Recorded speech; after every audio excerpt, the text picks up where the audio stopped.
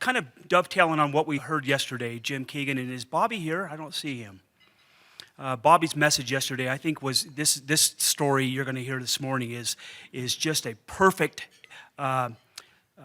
symbolism of the why, if you will. The Buster Douglas story of plowing through adversity and getting back up again. And I think what you're going to hear this morning is illustrative of what we do in the fire service, why we do what we do in the fire service. And so to introduce our speaker this morning, I've asked one of my close friends, Chief Mike Matthew from Ogden Fire Department. Dyllon Riser works for him. And so I'm going to turn the time over to Mike to come up and introduce Dyllon.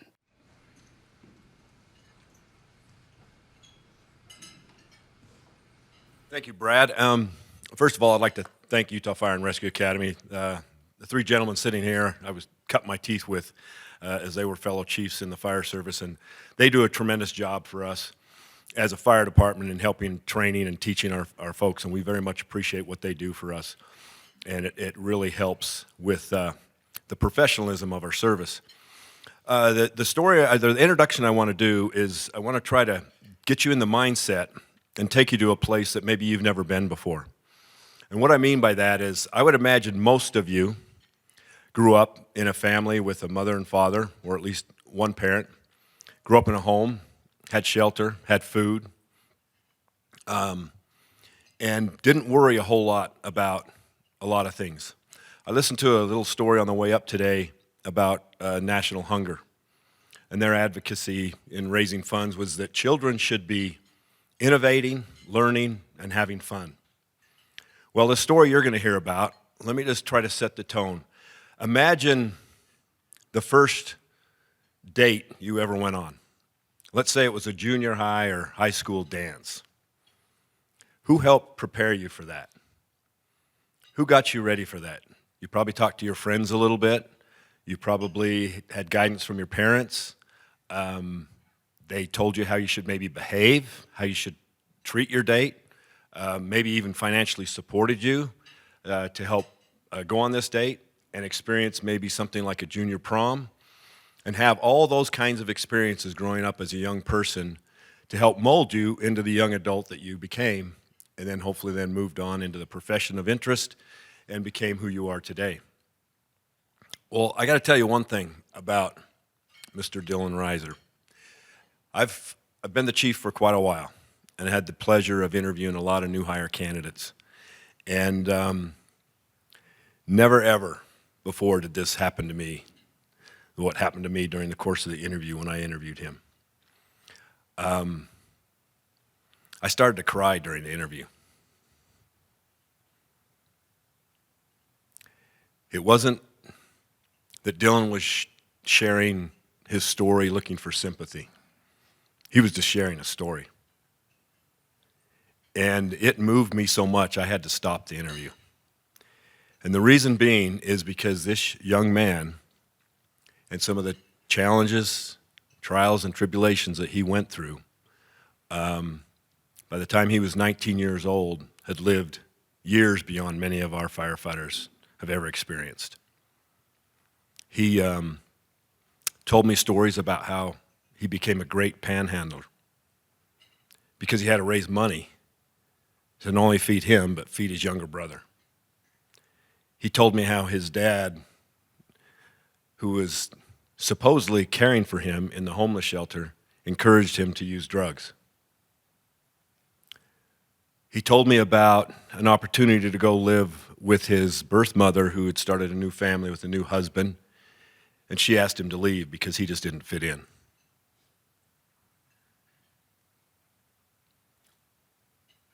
Just think about that for a minute. This individual could have easily been a menace to society. And what I mean by that is he had no chance. He had no opportunity.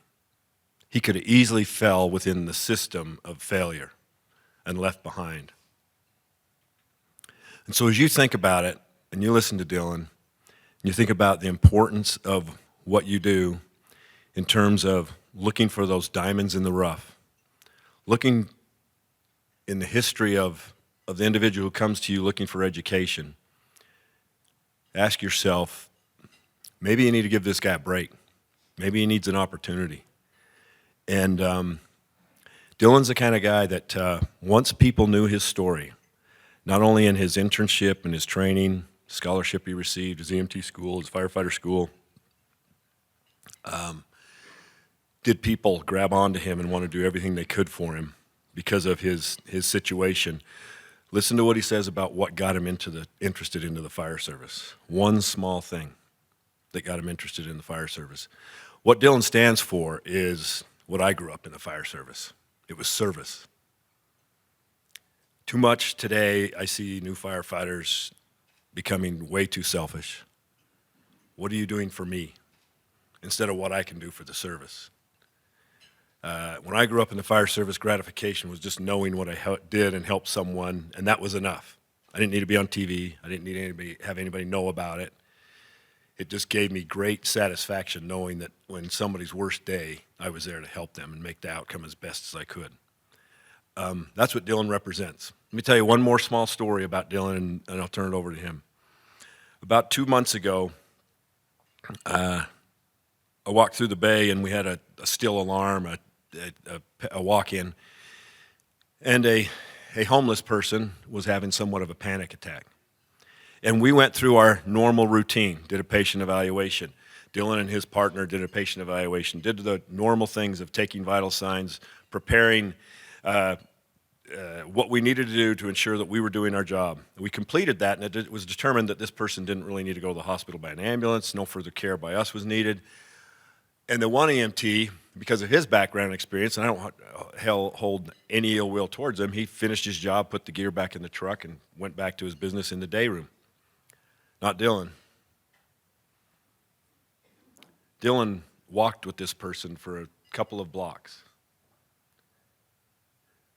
And I asked him, I says, Dylan, what's going on? What are you doing? And he says, you know, Chief, sometimes people just need somebody to talk to.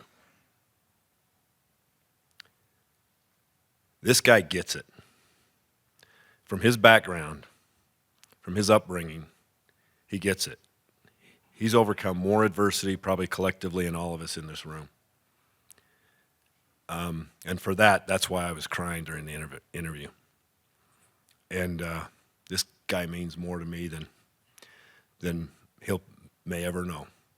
Because as an example to set for our department and for many of our privileged firefighters, he's definitely not one of them.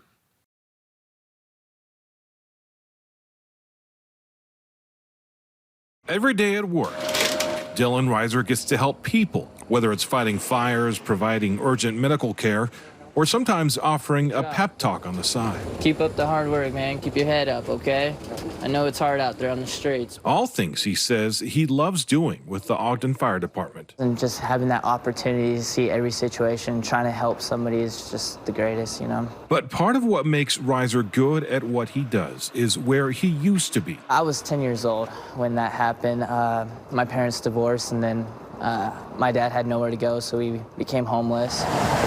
The streets of Salt Lake City, the Rio Grande area, where Riser says they weren't always able to get into the shelters. I had 2 younger brothers and 1 older sister. We kind of watched after them. My dad was always high on drugs and stuff, so we didn't really get to see my dad a whole lot, so we would panhandle for money. But it was around that time out here that he says something happened. The fire department gave me like a Gatorade to drink just when I was on the streets, and I think right there, that's when it like touched me. I was like, oh, I want to be a firefighter. Just because what he did, it kind of like inspired me a lot. Of course, it would be a number of years before Riser could make that happen. He eventually got caught panhandling, was put into foster care, and ultimately ended up living with an aunt, sleeping on the couch. But then I found a Fire Explorer program. And he kept going, taking the bus to get to that program in Uinta.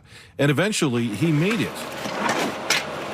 Not just as a firefighter, but as a homeowner. Forgot my keys. Thanks in part to the Own in Ogden program that helps firefighters with down payments within city limits. He's got a puppy. Hey, Duke. And So this is my little brother, Casey, 17 years old. So right now he lives with me, taking care of him. And we kind of grew up on the streets with each other. We were stuck by each other's side the whole time. something they're still doing today. Casey says he always knew his brother would accomplish his goals. Yeah, it's insane. As soon as he said he was gonna do it, though, I knew he was gonna do it. But this isn't the only family they have. No, you didn't. Last Christmas, firefighters got donations from the community, gifting Riser and his brother appliances, a home makeover, and much more. Not having anywhere to go and the loneliness that was on the streets to having a big family was just, it's inspiring. And looking back at where he came from to everything he has now, things we all take for granted. I've never really been stable in a home right now, so It's a big deal. shoot, I'm trying not to cry because it just feels so good, But now it's I have a home and I get to go home every night and have a bed to sleep on, He says all of it has made him who he is today. I don't think I would change a thing. And it's experience that he passes on to others as much as he can. Don't stop and keep going, all right? You got this. In Ogden, Mike Anderson, KSL 5 News. So, with no further ado, firefighter Dyllon Riser.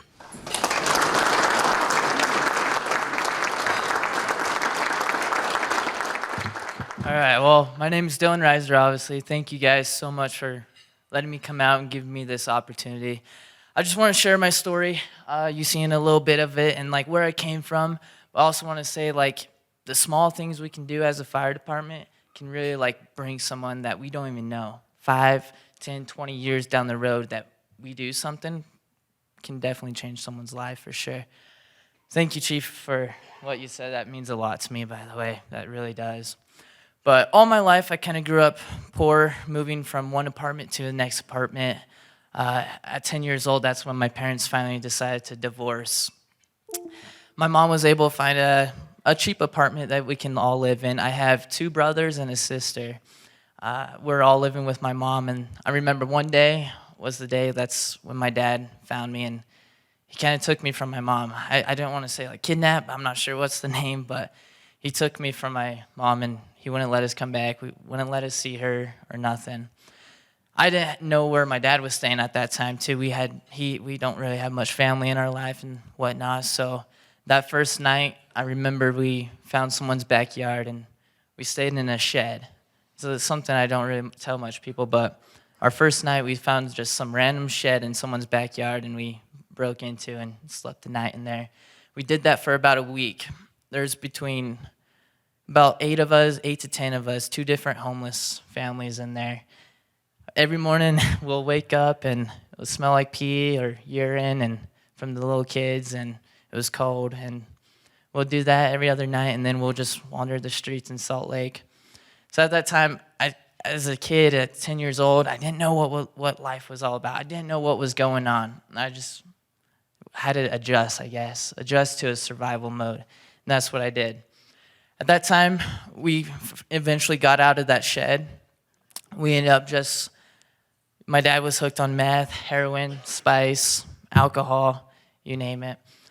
And we'll just wander the streets of Rio Grande, downtown Salt Lake. We'll jump between Salt Lake to Midvale to holding up signs along the freeways to all sorts of things. And at that time, we'd either sleep outside. I slept along the river. I slept at a park. I slept in front of hotels, in the grass, all sorts of places. Some nights we would sleep in the shelter, though, whenever the thing was, if my dad was on drugs or he was really drunk that night, we wouldn't be able to go inside the shelter, and then that's when we'll sleep outside. So during the time, I was seeing all sorts of things when I was as this young kid, and I didn't know what was going on exactly. I saw people overdose. I was seeing people get into fights. I saw a shooting, a stabbing, just all sorts of things as this kid. And honestly, what I was feeling right there was terrified. I didn't know what to do. I didn't know what to expect. One time I had a guy just crazy, super high on drugs. He came up to me as this kid, just started pushing me to the ground. And I was trying to get back up, but he just kept pushing me. Finally, other people that was on the Rio Grande block finally stopped him from pushing me, and then he took off running and jumped on a car and tried to surf the car That's how crazy he was. But that moment, I was like, whoa, now I have to survive. But at the same time, I was seeing the fire department come to that street all the time and seeing that fire truck and whatnot. Also seeing all the drugs that was on the streets. I myself started having panic attacks because how terrified I was. I was hyperventilating. I thought I couldn't breathe when I probably could have breathed. Now I think about it, but I was scared too. One day I was having that panic attack and the fire department came. Someone called 911 on me. I remember being in the back of the shelter. This fire department came. The crew came up to me. It was Salt Lake City Fire. And they talked to me. They calmed me down, controlled my breathing. But the one thing that he did was gave me a Gatorade as well. I thought no one cared at that moment. I saw people walk past me. I saw people give me bad stares. I saw all sorts of things. But for that firefighter to give you a Gatorade, that small thing he did for me, definitely changed who I was. Because after that moment, I was like, I want to be a firefighter. And that's what I did. Being a firefighter now, too, it shows a lot in the things that your crew or that family, with your brothers and sisters, the things they would do is just, it's amazing. But after that time of him giving me that Gatorade, that's what I wanted to do. So ever since then, I was like, I want to be a firefighter. I want to be a firefighter. I had it in my head, stuck in my head, just because I want to do what that guy did to me. And like, I don't know who the guy is, but now to this day, he changed my life. So during the time of being homeless, being on the streets, we had to like survive, work for our food, get money for our food. So we would panhandle, like my chief was saying. We would ask people for money. My favorite spot was at the top of City Creek Mall with that overpass right there of City Creek Mall. I don't know if any of you guys been there. I was standing up there as a young kid, wait for people to walk by and just walk up to them like, hey, can you spare a few bucks, and try to get some money from them. With that money, I'll try to feed myself, feed my siblings, try to get food as well. We're doing that. Eventually, while living on the streets, seeing all these things, panhandling, I was on a UTA train, and we were panhandling on the train station this second time. And I asked somebody for money, and I don't think they saw this two young kids asking people for money, so I'm sure they were like, what is going on? So they had to call 911. So I had these UTA cops walk up to me and confront us with panhandling, and they couldn't find our dad. They couldn't find where we're at. So they took us to the Christmas box, to the group home over in Salt Lake City. And it was just me and my brother at that time that was taken, because it was me and my middle brother would stay next to each other. My youngest brother would stay with my oldest sister. That's how we kind of split up and took care of each other. It's right there. So they had no idea we were taken to foster care. I had no idea what was going on with my sister, my youngest brother. Me and my brother was terrified. We didn't know what was going on. Obviously, had no idea where my dad was. He was always just high, just wandering the streets. Every night we would try to find him. Would either go to the park near Rio Grande, either find him there, or just cruise, walk around and try to find him every night. So he had no idea where we're taken. But eventually being in foster care, a lot of the things I didn't say, me and my brother we wanted back with our family. And I don't mention this much, but I actually ran from foster care the first time. We're at an event, and I ran from foster care from a stable Christmas box to back with my siblings because I wanted to make sure they were okay. After that, eventually, they came back and took all of us to foster care. So maybe it was a blessing, I don't know, because then we were all taken from the streets. Me and my brother, and my youngest brother and my sister were all taken into foster care. Being in foster care, it was pretty bad. I'm not gonna lie. So we were all split up the first time into a group home. There's a boys group home, a girls, and a youngest kid for young kids. We're all split up between the siblings of us, and I think family is really important in those situations as well. That's all we wanted, is to see our families at that moment, make sure we're doing okay. We had a weird bond that we stuck to each other. Eventually, we got into a foster home, our first foster home. Our first foster home, she would keep us in the finished basement downstairs. We tried to go upstairs, and she would yell at us to get us back downstairs. I was surprised. I really think she might have done it for the money. I'm not sure, but she would yell at us, keep us down in the basement, wouldn't let us come up. And we'll come upstairs once for a meal, and then it was straight back down. We had 3 movies to watch and a couple toys, I remember. One day, me and my middle brother were playing with like a ball. He broke the upper window. I knew this foster mom was gonna yell at him really bad, so I told my brother, I was like, don't worry, I'll take the blame. So I did. I told him, I went up there, I said, hey, I just broke your window, I'm sorry. And she just started to yell at me. I was like, just yelling because I broke the window, and she wanted me out because of that. So my caseworker came and picked me up from that foster home. And then I went to another foster home. They didn't keep us in the basement, but I remember the foster dad I had that night. Keep in mind, I was already trying to overcome the things I was seeing from being homeless, sleeping outside, the things I was seeing from on the streets, what people were doing to each other. I was still like living on the streets in my head, and then on the foster home. So the second home, the foster dad I remember one day I was going to school, and going to school, it was actually hard to make friends. I was having anxiety. I was, I guess, socially awkward as well. Making a friend was difficult.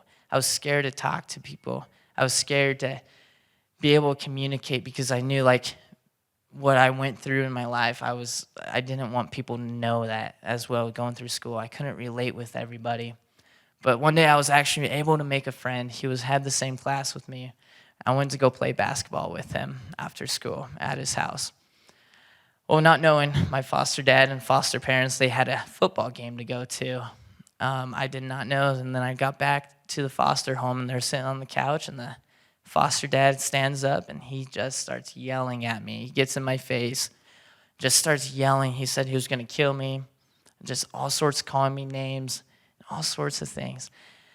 I was terrified. I ran upstairs, locked my door to my bedroom, and was just bawling my eyes out as this kid. And at that moment, I was just there to kind of just go with the flow, I guess. But that whole time, I still had the mindset I wanted to be a firefighter as well. The whole time I was in foster care, I was like, I want to be a firefighter. So that I really do think that kind of pushed me and drives me to keep going and to keep my head up and to keep working on this and knowing that it's going to be okay. And I did. Eventually, about 13, 14 years old, my mom was able to get us out of foster care. We went back in with my mom's apartment, all of us, and we're moving one apartment to the next apartment to the next apartment. She didn't make much money. She was kind of poor. And about 14, 15 years old, I found a Fire Explorer program with UNT City Fire Department. I was able to train with the guys first 3 Thursdays, go to train.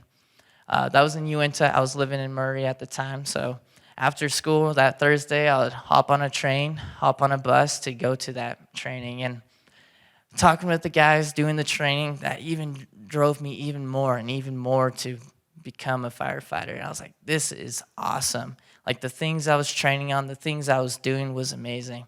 So I did it. It inspired me. Then 16 years old, I found a cadet program with Murray City Fire Department. I was able to go on more calls with the guys, more opportunities, more training opportunities as well. And around 16 years old, I was going to Murray High School. That's where I went to high school. At that time, about 16 years old, my mom and her boyfriend moved in, and he didn't really like where I grew up. He didn't like the situation I was in, and my mom kind of cared a lot for this guy. And I remember one day she was like, I don't want him here in the house, so I had to leave. She kicked me out, and I went with an aunt. I lived on the couch with an aunt.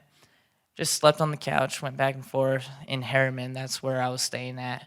So I had no vehicle, so I was taking a bus to school now. I was taking the front runner and bus to school in the train system with UTA to get to Murray High. I just kept going. It just really what drove me was wanting to become a firefighter, and that's all I could think about. Something I've never really told anybody because I kind of feel embarrassed about it, but I had a mindset in my head. For example, if there's a pin sitting on the table, I would tell myself, I'm not going to be a firefighter if I don't pick up that pin, and I'll pick it up. I did that with all sorts of things. I had that mindset because that's how bad I wanted it. That's how bad I want to be a firefighter. I told myself I'm going to do it, and I did. 18 years old, I graduated Murray High School with my basic EMT, and I graduated. I went to West Valley City Fire Academy, got my fire cert through the fire academy. At the same time, I found an apartment I was able to live at, paying rent and stuff. And I did that for a little bit, going to fire academy, working, trying to pay bills at the same time. Then eventually I got picked up with Washington Terrace Fire Department. It's a volunteer pay fire department. And I was like, whoa, this is awesome. I'm actually getting there. Got my fire certs, got my advanced EMT. I went part-time with South Ogden City Fire Department. I was there for about a year. And then 19 years old, I was able to be full-time with Ogden City Fire Department. That's where I currently am at right now. And the things that guys have done for me in Ogden City Fire Department has definitely inspired me a lot and showed me what this job is really all about. And that's what was crazy. And the things that I had, the opportunities that were given to me, I was able to buy a house at 20 years old with the Own in Ogden program for the $20,000 I was given for the Own in Ogden program. And like I was saying in the video, like being able to go to a bed to sleep in from sleeping outside it's like a change. It's like a game changer for me, and it feels so great. And I know there's a lot of people out there with the story as well, and I know everyone has their stories and how hard it is, but I also know everyone can actually get through that too if they put their mindset into it. So also another thing Ogden City Fire Department did to me last Christmas, I was talking about everybody in the community was able to donate, remodel my house, give me new appliances. That amazed me. I was like, whoa, all sorts of things they did for me. But right now, I love Ogden City Fire Department so much, and thank you, Chief, for hiring me. It means the world to me. But that's all I got for you guys. Thank you so much, and I just want to definitely share the small things we can do as a fire department. The small things we do can definitely change someone's life. And it doesn't have to be a fire department as well, or a firefighter. You don't have to be that person. You could be just a random person or anybody to help somebody do that little thing. And like I said before, you don't know 5, 10, 20 years down the road if that's going to change someone's life or not. It changed my life, and that's for sure. But that's all I got today. Thank you very much for having me. I hope you guys have a good day.